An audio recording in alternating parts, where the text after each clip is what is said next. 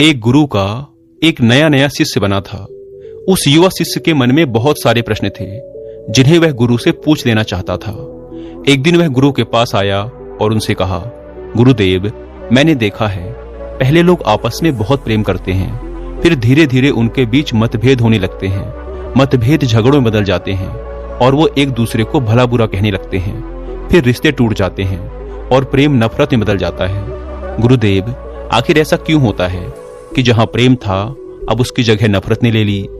गुरु ने कहा, आज मैं एक किसान से मिलने उसके घर जा रहा हूं, तुम भी साथ चलना। तुम्हारे इस प्रश्न का उत्तर तुम्हें वहीं मिल जाएगा। थोड़ी देर बाद गुरु शिष्य को लेकर पास के एक गांव में पहुंचे। गांव के बीचों बीच पहुंचकर उन्होंने वहां बने एक घर के दरवाजे को खटखटाया। अंदर से एक व्यक्ति बाहर आया। उसने गुरु को प्रणाम किया और कहा, कहिए गुरुदेव, मैं किस प्रकार आपकी सेवा कर सकता हूं? गुरु ने उस व्यक्ति से कहा, तुम्हारी पत्नी के साथ जो विवाद चल रहा था, क्या वह समाप्त हो गया? क्या अब तुम खुश हो? उस व्यक्ति ने कहा, उस औरत से विवाह करना मेरे जीवन की सबसे बड़ी गलती है गुरुदेव। वह बिल्कुल भी अच्छी नहीं है। वह मेरा और मेरे परिवार का ख्याल नहीं रखती। वह हमेशा अकड़ कर बात करती है। वह हमेशा गुस्से में रहती है। उसने आज तक मुझे समझा ही नहीं, मेरी कोई बात मानी ही नहीं। वह बिल्कुल भी अच्छी नहीं है। ईश्वर ने मेरे भाग्य में ना जाने ये कैसी पत्नी लिख दी है। अब वो मुझे छोड़कर मायके चली गई है और अब तो मैं भी यही चाहता हूं कि वो वहीं रहे और कभी मेरे जीवन में वापस ना आए। गुरु ने अपने शिष्य से कहा, देखा तुमने, यही मनुष्य का स्वभाव है। हर मनुष्य के अंदर अच्छाई और बुराई दोनों होती हैं, लेकिन मनुष्य सिर्फ बुराई को ही याद रखता है, अच्छाई को नहीं। और जब वह किसी की बुराई करने पर आता है तो शुरू से लेकर अंत तक सिर्फ बुरा ही देखता है और बुरा ही बोलता है। और जब वह अपने मन में सब कुछ बुरा ही बैठा लेता है तब वह यह आशा करता है कि उसके जीवन में सब अच्छा हो। बुराई से जीवन में अच्छाई कैसे आ सकती है? जीवन में अच्छाई लाने के लिए, सुख और शांति लाने के लिए हमें अच्छाई को तो देखना ही होगा। लेकिन यह काम कोई नहीं करता, क्योंकि ऐसा करने से मनुष्य के अहंकार को चोट पहुंचती है और वह अपने अहंकार के सिंहासन से गिरना नहीं चाहता। गुरु के मुख से ये सब बातें सुनकर उस व्यक्ति ने कहा, गुरुदेव, आप यह क्या कह रहे हैं? अगर कोई बुरा है तो उसमें बुराई तो दिखेगी ही। मेरी पत्नी बुरी है तो मैं उसमें बुराई ही देखूंगा। उसने आज तक ऐसा कोई कार्य नहीं किया जिससे मैं प्रसन्न हो सकूं। गुरु ने कहा, क्या आज तक तुमने कोई ऐसा कार्य किया जिससे तुम्हारी पत्नी खुश हो सके? उस व्यक्ति ने कहा, उसने मुझे कभी कोई ऐसा मौका ही नहीं दिया गुरुदेव कि मैं उसके लिए कुछ कर सकूं। गुरु ने कहा, चलो तुम कुछ देर के लिए ये सारी बुराइयां छोड़ दो, अपनी पत्नी की कमियां भूल जाओ, अपनी पत्नी की कोई एक अच्छाई याद करो और मुझे बताओ। उस व्यक्ति ने कहा, एक बार मेरी माँ बहुत बीमार पड़ गई थी, तब उसने उनकी बहुत सेवा की थी। उन दिनों उसने रात दिन का भी ध्यान नहीं रखा था। गुरु ने कहा, क्या इसके अलावा तुम्हें अपनी पत्नी की कोई और अच्छाई याद आ रही है?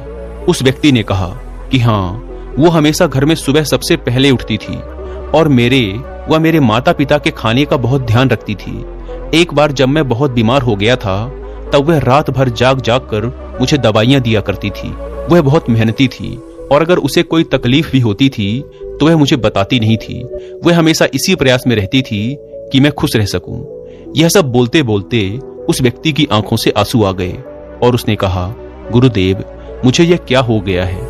माना कि मेरी पत्नी में बहुत सी कमियां हैं, लेकिन वो बुरी नहीं है। पता नहीं क्यों मैं आज से पहले उसकी अच्छाइयों को देख नहीं पाया। गुरु ने मुस्कुराते हुए कहा, जब हम किसी में बुराई देखते हैं तो बुराई बुराई को खींचती है और वह सब कुछ बुरा दिखाती है और देखती है और फिर हमारे जीवन में भी सब कुछ बुरा होने लगता है। पर जब हम किसी की अच्छाई देखते हैं तो अच्छाई अच्छाई को खींचती है और हमारे साथ सब कुछ अच्छा होने लगता है। उस व्यक्ति को बात समझ आ गई। उसने गुरु से आज्ञा ली और अपनी पत्नी को लेने चला गया। गुरु ने शिष्य से कहा, क्या तुम समझे कि रिश्ते क्यों टूट जाते हैं? प्रेम नफरत में क्यों बदल जाता है? जब मन में नफरत हो तो उसमें प्रेम नहीं रह सकता और जहां प्रेम हो वहां नफरत नहीं रह सकती। हम अपने मन में प्रेम रखना चाहते हैं या नफरत, यह हम पर ही निर्भर करता है। शिष्य ने कहा, गुरुदेव, मैं आपकी बात बहुत अच्छे से समझ गया हूँ। मेरा एक और प्रश्न है, क्या आप मेरे इस प्रश्न का भी उत्तर देंगे? गुरु ने कहा, अवश्य, तुम बेझिझक अपना प्रश्न पूछ सकते हो। शिष्य ने कहा, गुरुदेव, इस दुनिया में सबसे मुश्किल कार्य क्या है? गुरु ने कहा, इस दुनिया का सबसे मुश्किल कार्य एकांतवास में रहना है। शिष्य ने कहा, इसमें मुश्किल जैसा क्या है, एकांत में तो कोई भी रह सकता है। यह सुन गुरु मुस्कुराए और बोले, अगर यह कार्य तुम्हें इतना आसान लगता है तो क्या तुम 30 दिनों के लिए एकांतवास में रह सकते हो? तुम्हें 30 दिन के लिए कहीं नहीं जाना, एक गुफा में रहना है। तुम बाहर किसी भी व्यक्ति से संपर्क नहीं करोगे, ना ही गुफा के अंदर किसी भी प्रकार के कार्य में व्यस्त रहोगे, सिर्फ शांत और मौन रहोगे। क्या तुम ये कर सकोगे? शिष्य ने कहा, लेकिन गुरुदेव, ये एकांतवास में रहकर क्या होगा, इससे क्या मिलेगा? गुरु ने कहा, जो मिलेगा वह तो तुम्हें पता चल ही जाएगा, लेकिन प्रश्न यह है कि क्या तुम इतना आसान कार्य कर पाओगे? शिष्य तैयार हो गया। गुरु अपने शिष्य को एक गुफा में ले गए और वहां उन्होंने उसके 30 दिन के खाने पीने का इंतजाम कर दिया और कहा, गुफा का द्वार खुला है, जब तुम्हें लगे कि तुमसे यह नहीं हो रहा तो तुम बाहर आ सकते हो। शिष्य गुफा के अंदर प्रवेश कर गया। पहले दिन उसने बड़ी आसानी से अपना समय व्यतीत कर लिया। दूसरे दिन उसे अजीब सा महसूस होने लगा। उसका मन बार बार बाहर की ओर भाग रहा था। उसे घुटन हो रही थी। वह इधर उधर टहलने लगा, घबराने लगा, लेकिन जैसे तैसे करके उसने दूसरा दिन भी काट लिया। पर तीसरे दिन वह बहुत बेचैन हो गया। उसके मन में विचार आने लगे कि वह यह क्या बेकार का काम कर रहा है, बाहर पता नहीं क्या क्या हो रहा होगा और वह यहाँ गुफा में बैठा है। वह तीसरे दिन ही गुफा से बाहर आ गया और गुरु के पास पहुंचा। शिष्य को देखते ही गुरु मुस्कुराए और बोले, मैं तुम्हारा ही इंतजार कर रहा था। 30 दिन एकांत में रहने की बात हुई थी, तुम तो 3 दिन में ही बाहर आ गए।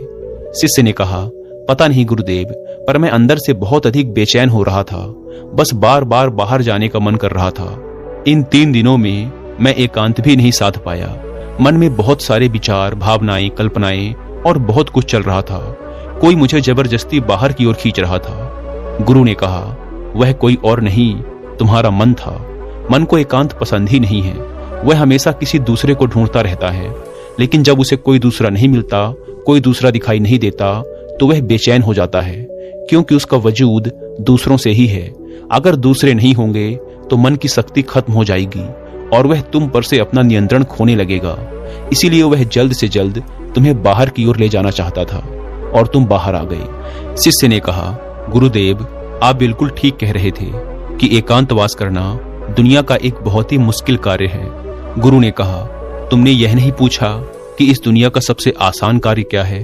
शिष्य ने कहा, गुरुदेव, मेरे मन में यह प्रश्न भी था, लेकिन मैं पूछ नहीं पाया। गुरु ने कहा, अगर इस दुनिया का सबसे मुश्किल कार्य एकांतवास है, तो इस दुनिया का सबसे आसान कार्य भी एकांतवास ही है।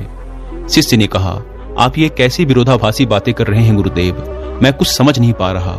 गुरु ने कहा, एकांतवास हमारा स्वभाव है, बस हम अपने स्वभाव से दूर हो गए हैं और मन के बनाए इस जाल में फंसकर हम हमेशा किसी दूसरे को ही ढूंढते रहते हैं और अपने एकांत को खो बैठते हैं। एकांत को साधना नहीं पड़ता, बल्कि वही हमारा स्वभाव है। शिष्य ने कहा, अगर एकांत हमारा स्वभाव है और यह इतना आसान है, तो मैं क्यों 3 दिन में ही उस गुफा से बाहर आ गया? क्यों मुझे वहां रहना इतना मुश्किल लगा? क्यों वहां मुझे घुटन हो रही थी? क्यों मैं इतना बेचैन हो गया?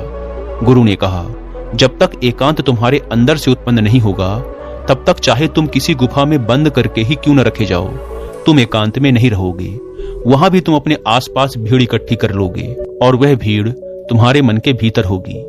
इसके बाद गुरु शिष्य को एक नदी के पास ले गए और कहा, इस नदी पर बांध बांधना हो तो तुम्हें कितना समय लगेगा?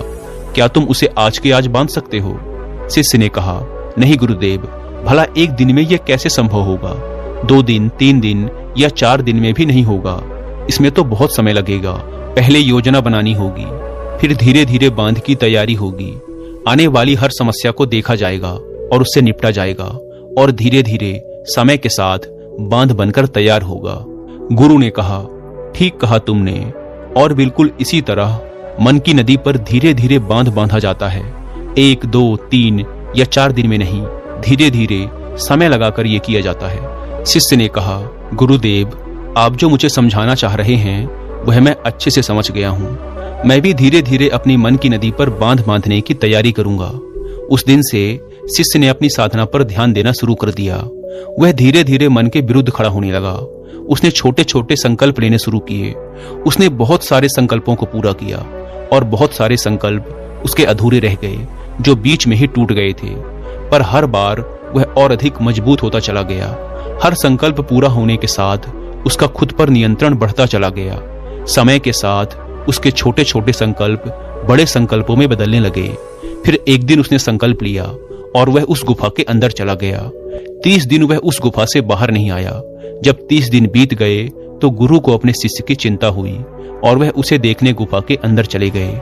उन्होंने देखा कि उनका शिष्य बिल्कुल शांत होकर एक स्थान पर ध्यान में बैठा हुआ है। गुरु को देखते ही शिष्य खड़ा हो गया और उन्हें प्रणाम कर उनसे कहा, गुरुदेव, आप बिल्कुल सत्य कहते थे। एकांतवास करना बहुत ही आसान कार्य है। एकांत ही हमारा स्वभाव है और यही हमारी प्रकृति है। इसके लिए कुछ भी करना नहीं होता। यह है, बस हमें दिखाई नहीं देता। इसके बाद शिष्य और गुरु दोनों उस गुफा से बाहर आ गए। अब आप सोच रहे होंगे कि इस एकांतवास की कहानी का मतलब क्या है। वास्तव में एकांत वह चीज है जो हमें सत्य दिखाता है, शांति दिखाता है। हम सब अपने जीवन में बहुत छोटी छोटी चीजों में उलझे रहते हैं जो असल में इतनी मामूली हैं कि उनके होने या ना होने से कोई फर्क नहीं पड़ता, पर हमने उनको इतना बड़ा बना लिया है कि वो हमारे जीवन में बहुत मायने रखती हैं और हमारा जीवन उनके चारों ओर घूमता रहता है और हम वहीं के वहीं भटकते रहते हैं। इस दुनिया में कोई भी नहीं बचा, चाहे कोई कितना ही बड़ा इंसान क्यों ना हो, कितनी भी अकड़ के साथ क्यों ना खड़ा हो, सब मिट्टी में मिल गए हैं। राजा हो, भिखारी हो, शक्तिशाली हो या कमजोर, साधु या सन्यासी, कोई भी हो, किसी की अकड़ बाकी नहीं रही। जिन छोटी छोटी चीजों के लिए आज हम इतना लड़ते झगड़ते रहते हैं, क्या करोगे इन सब चीजों का? कुछ पल ही लगते हैं शरीर को मिट्टी बंधने में और हम ऐसे लड़ रहे हैं जैसे कि हम हमेशा यहीं रहने वाले हैं। कुछ समय मिला है, बहुत कीमती है, उपयोग कर लो। कुछ सीख लो, कुछ जान लो, कुछ तो जीवन जी लो। सब कुछ जानते हुए भी हम कुछ नहीं जानते। बस यही हमारी विडंबना है और यही हमारी बेहोशी है और इसी से बाहर निकलने का नाम जागरण है और जागृति है और होश है और बुद्धत्व भी है।